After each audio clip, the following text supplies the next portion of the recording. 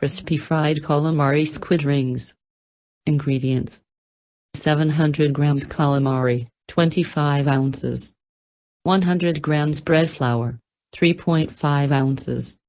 50 grams semolina flour, 1.5 ounces. 1 tablespoon peppercorns, or ground pepper. 2 tablespoons salt. Half a tablespoon paprika, optional. 1 tablespoon oregano, optional. Vegetable oil for frying.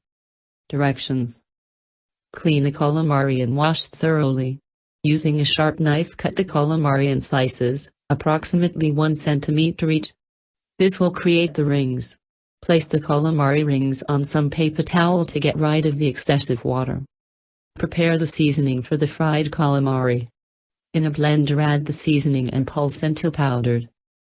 In a large sandwich bag or Tupperware, add the flour and seasoning. Place in the sliced calamari and shake well to coat. Remove the calamari onto a plate, shaking of any excess flour.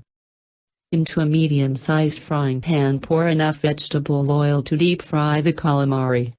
Heat the oil to medium-high heat until it begins to bubble. Test if the oil is hot enough by dipping one of the calamari rings in.